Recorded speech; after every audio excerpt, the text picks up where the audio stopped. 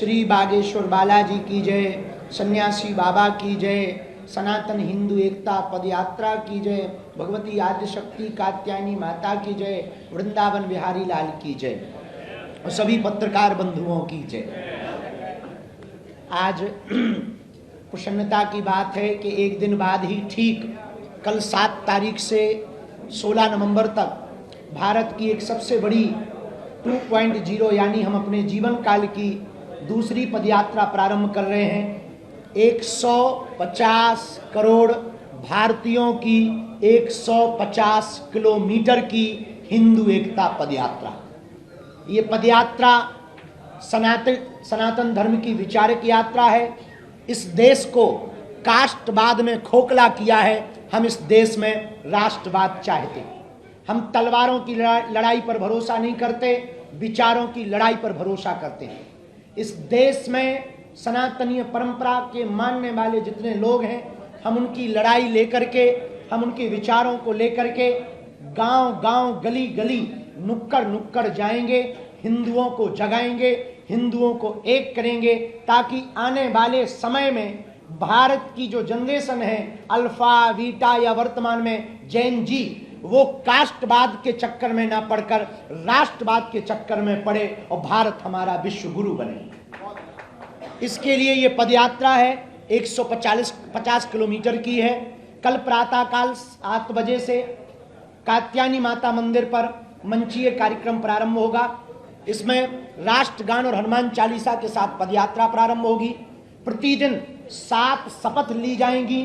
लगभग 40,000 पदयात्री का रजिस्ट्रेशन बागेश्वर धाम पर हो चुका, जो पूरे भारत वर्ष से आ रहे हैं, जगह जगह कोने कोने गली गली से आ रहे हैं। 80 करोड़ हिंदू इस देश में रहते हैं। उन सभी हिंदुओं की लड़ाई हम गांव गांव, गली गली में पहुंचकर लड़ रहे हैं। हमारा उद्देश्य एकमात्र है कि इस देश में हिंदू एकता हो, सनातन एकता हो। हम मुसलमानों के खिलाफ नहीं, हिंदुओं के पक्ष में पदयात्रा कर रहे हैं। इस पदयात्रा में हम आपको निवेदन करना चाहें कि कोई भी पदयात्री अस्त्र शस्त्र लेकर न आए। इस पदयात्रा में माताओं की सुरक्षा विशेष रूप से हो। इस पदयात्रा में रहने की, भोजन की व्यवस्था बहुत व्यापक रूप से की जा रही है। जितनी सामर्थ्यता है हमारी, इन 10 दिनों में 9 रातें रुकेंगे, 10 दिनों तक चलेंगे। प्रातः काल हनुमान चालीसा राष्ट्रगान से प्रारंभ होगी। इसके बाद पदयात्रा बढ़ेगी। गांव के लोगों से हम मिलेंगे, उनसे हिंदू एकता के लिए संकल्प दिलवाएंगे। मंचों पर संकल्प दिलवाया जाएगा, रोड पर भी संकल्प दिलवाया जाएगा। इस देश के साधु संत महात्मा और अभिनय जगत के लोग और राजपीठ के लोग, सभी लोग इस पदयात्रा में आ रहे हैं। जो जो हिंदुत्व से प्रेम करते हैं, सनातन से प्रेम करते हैं, तिरंगा से प्रेम करते हैं, वो इस पदयात्रा में आ रहे हैं। कुछ लोग हैं जो तिरंगा में चांद देखना चाहते हैं, हम चांद पर तिरंगा देखना चाहते हैं। इस पदयात्रा में दोपहर के भोजन के समय भी संकल्प होगा। 7 संकल्प लिए जाएंगे। हिंदू एकता का, सामाजिक समरसता का, यमुना शुद्धिकरण हो, गौ माता राष्ट्रमाता हो, पर मूल रूप से हम कास्टवाद से ऊपर उठकर राष्ट्रवाद के प्रति सजग रहें। हमारा उद्देश्य इस पदयात्रा का आपकी आने वाली पीढ़ी को बचाना। यहाँ जितने पत्रकार हैं, मीडिया कर्मी हैं या कैमरा चलाने वाले हैं, हम आपके बच्चों के लिए भी ये पदयात्रा कर रहे हैं, ताकि आपके बच्चे आने वाले समय में इस्लामिक ना हो जाएं, अपनी परंपरा को मानते रहें। इसके लिए ये पदयात्रा कर रहे हैं। इसी के लिए हमने आज हमारे अभिभावक रूप में श्री तिजारा बालाजी और श्री मनोज त्यागी जी, आप सब ने आज की व्यवस्था की, आप सबको बुलाया। इस पदयात्रा में 10 तारीख जो है वो पूरी की पूरी 10 तारीख की पदयात्रा सिखों के 9वें गुरु तेग बहादुर जी, उनकी शहादत के लिए ये उनका वर्ष चल रहा है, शहादत का साला चल रहा है। उस दिन की पदयात्रा पूरी उनके लिए समर्पित रहेगी।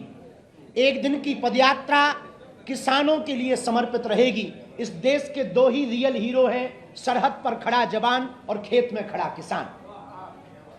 इन 10 दिनों की पदयात्रा में पूरी पदयात्रा हिंदू एकता के लिए है। हम साधु होने के नाते गांव गांव, गली गली जब जाएंगे, 150 किलोमीटर, 3 प्रदेश, दिल्ली, हरियाणा, उत्तर प्रदेश, लगभग 6 जिले लगभग अगल बगल से मिलाकर 422 ग्राम पंचायतें, 5 करोड़ की लगभग आबादी के बीच से, जनसंख्या के बीच से ये पदयात्रा निकलेगी। लगभग 40,000 से 1 लाख सनातनी हिंदू इस पदयात्रा में सम्मिलित होंगे। देश के संत, महंत, महापुरुष, अभिनेता, नेता, खेल जगत के लोग इस पदयात्रा में आएंगे और हम गांव-गांव, गली-गली जाकर हिंदू एकता की भिक्षा मांगेंगे। इस पदयात्रा में 2 बातें विशेष रूप से हैं। जो पदयात्रा में आवे अस्त्र शस्त्र ना लावे। इस पदयात्रा में जो आवे हिंदू एकता पर जोर दें। इस पदयात्रा में जो आवे किसी दूसरे मजहब के खिलाफ अनर्गल टिप्पणियां ना करें, क्योंकि हम ईसाई या मुसलमानों के खिलाफ नहीं, केवल हिंदुओं के पक्ष में हैं। इस पदयात्रा में विशेषतया पूरे देश की हम एक नजर चाहते हैं। आप यदि नहीं आ सकते, लड़ाई हम आपकी कर रहे हैं, आपके लिए कर रहे हैं, आप नहीं आ सकते तो घर बैठकर लाइव संस्कार बागेश्वर धाम यूट्यूब चैनल पर चलेगा, उससे एक एक पोस्ट घर बैठ करके करें, यह भी आपका सहयोग हो सकता है। इस पदयात्रा में कल हर दिन की पदयात्रा प्रातः काल से शुरू होगी, 7 बजे से होगी, सायं 6 बजे हम विराम करेंगे। आगे न किसी पार्टी के लिए है, न किसी पार्टी के पक्ष में है, न किसी के विपक्ष में है, न सरकार से मांग के लिए है, केवल विचारिक क्रांति है, विचारों को जगाने के लिए है। जिस जिस पार्टी में हिंदू है उस पार्टी की ये पदयात्रा है।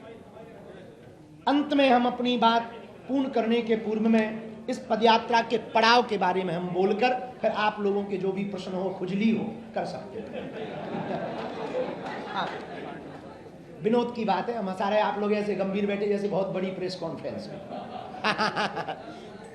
जो पदयात्रा कल से प्रारंभ हो रही, कात्यायनी माता मंदिर छतरपुर से प्रारंभ होगी।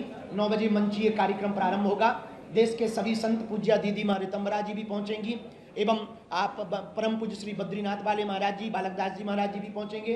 पूज्य श्री गीता मनीषी जी महाराज जी भी पहुंचेंगे। अयोध्या हनुमानगढ़ी के संत पूज्य महंत श्री राजूदास जी महाराज जी भी पहुंचेंगे। उस क्षेत्र के नेता और अभिनेता, अभिनय जगत एवं गायक कलाकार सभी पहुंचेंगे और सभी बागेश्वर धाम का परिवार और हम राष्ट्रगान हनुमान चालीसा से यात्रा प्रारंभ करेंगे। 9 बजे से 10 बजे के बीच में सबसे पहले धर्म ध्वज आगे चलेगा, उसके पीछे अखंड नाम संकीर्तन चलेगा, क्योंकि ये अनुष्ठानात्मक है, राजनीतिक नहीं। तो धर्म ध्वज आगे चलेगा।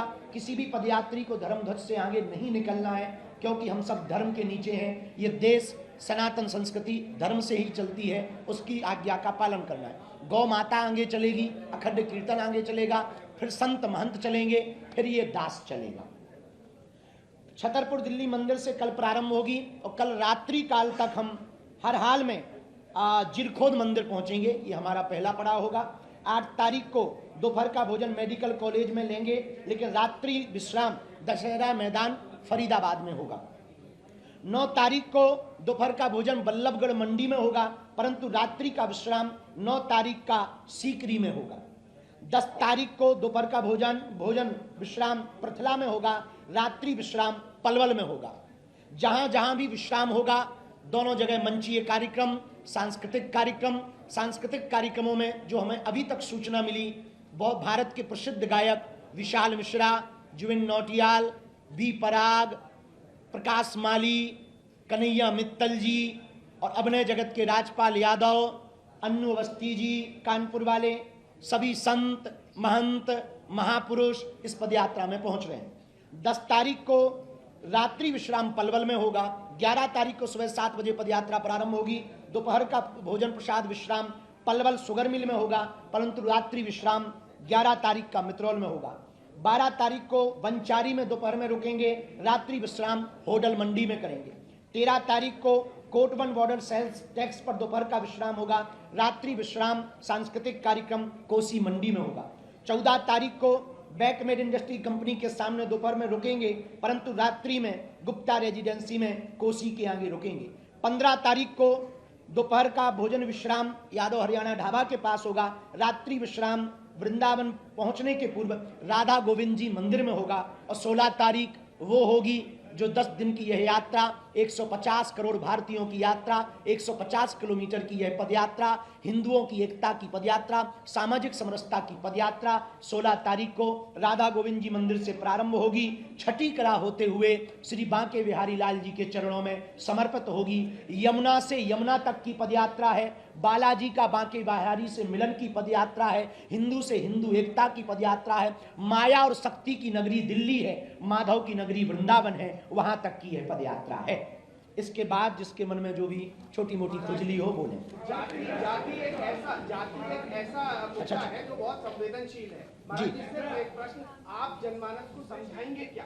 देखिए, हम जातियां मिटाने के लिए पदयात्रा नहीं कर रहे हैं, जातीय अहंकार को मिटाने के लिए पदयात्रा कर रहे हैं। हम जातिवाद के खिलाफ हैं, जातियों के खिलाफ नहीं है। हम अंगड़े और पिछड़े की लड़ाई के खिलाफ हैं। हम इस देश में समानता चाहते, हम इस देश में एकता चाहते, हम इस देश में अंगड़े और पिछड़े में दंगा नहीं गंगा बहाना चाहते। कैसे समझाएंगे महाराज जी? आपके विचार क्या होंगे, क्या समझाएंगे आप जी? क्या समझाएंगे, क्या विचार है? हम सब ईश्वर की संतान हैं, ईश्वर हम सबका एक है, हम सब भारतीय हैं, भारत हमारा है। जब भगवान ने हमको बनाने में एक जैसा खून दिया तो हम आपस में लड़ करके बड़े छोटे बन करके क्यों मरें? क्यों ना हम भारत के लिए लड़ें, क्यों ना हम सनातन के लिए लड़ें, ताकि भारत हमारा विश्व गुरु बने। इस्लाम बड़ा खतरा है कि इस्लामिक हो सकता है भारत? हमने जी आओ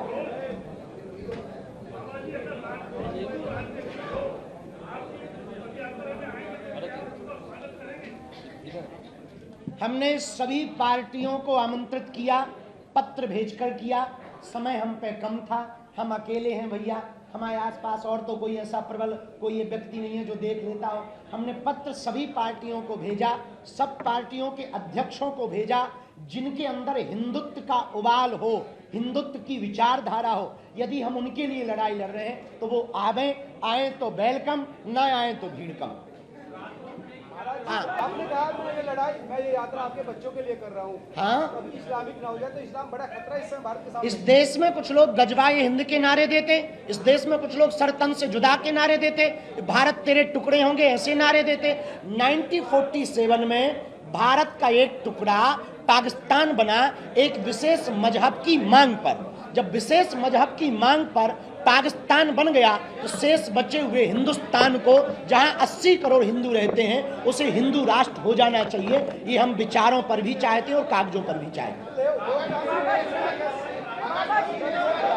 एक एक बोलो, थोड़ा आप ऐसे हो जाओ। अगर राजनीति में कोशिश की गई किसी के द्वारा, अगर किसी के द्वारा राजनीतिकरण करने की कोशिश की गई तो महाराज जी के पास क्या उसका रोल है? देखिए, कोई हमारी पदयात्रा का राजनीतिकरण करे, ये उसकी निजी मानसिक कुंठित संकुचित विचारधारा का प्रतीक है। क्योंकि हम किसी एक पार्टी के नहीं, सभी के हैं। साधु किसी एक का नहीं होता, सबका होता है। जैसे सूर्य सबका है, चंद्रमा सबका है, गंगा सबकी है, वैसे ही सनातन सबका है और हम सनातन के। अरे हम तो बिल्कुल करेंगे, हमें क्या दिक्कत है, तुम लेके आ जाओ। एक दो आप लोग भी सामने से कर लो। देखिए, हमने तो पदयात्रा में पत्र भेजा है, धाम की कमेटी के द्वारा भी भेज दिया, एक बालक को भेजा, बाकी मेल कर दिया, जिसमें सभी पार्टियां जो भारत में इस तरफ में बहुत प्रसिद्ध हैं, उन सभी पार्टियों को, चाहे वो सपा हो, बसपा हो, कांग्रेस हो, भाजपा हो, सबको हमने भेजा। बाबा जी, पार्लियामेंट से बनेगा हिंदू राष्ट्र, पदयात्रा से थोड़ी बन पाएगा। कैसे जी, ये इतना बड़ा जो निर्णय है वो पार्लियामेंट ले सकता है। पार्लियामेंट निर्णय ले सकती है, पर जब तक जनता उसको अपनी विचारधारा में नहीं उतारेगी तब तक वह संकल्प पूर्ण नहीं होगा। इसलिए आज तक जितनी पदयात्राएं हुई वो वृंदावन से दिल्ली तक हुई। हम दिल्ली से वृंदावन तक इसलिए जा रहे हैं कि राजपीठ को धर्मपीठ के पास जाना चाहिए, ये हमारा उद्देश्य है। बाबा जी, जनता को आप इसके लिए मैच्योर करेंगे, जनता मांग करेगी, जनता प्रेशर बनाएगी। जनता ही अगर मांग करेगी तो ही हिंदू राष्ट्र। जनता के बिना, समाज के बिना कोई भी संकल्प, पूर्ण नहीं हो सकता। हम कागजों की लड़ाई नहीं चाहते, हम कागजों पर हिंदू राष्ट्र नहीं चाहते, विचारों में हिंदू राष्ट्र चाहते हैं। विचारों में हिंदू राष्ट्र हो जाएगा तो पार्लियामेंट में अपने आप हो जाएगा।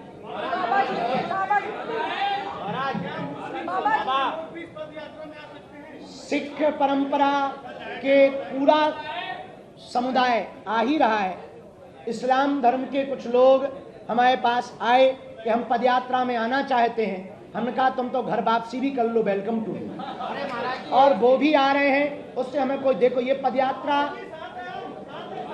ये है फैज खान, वे कह रहे साथ में है, तो ये पदयात्रा सबकी है।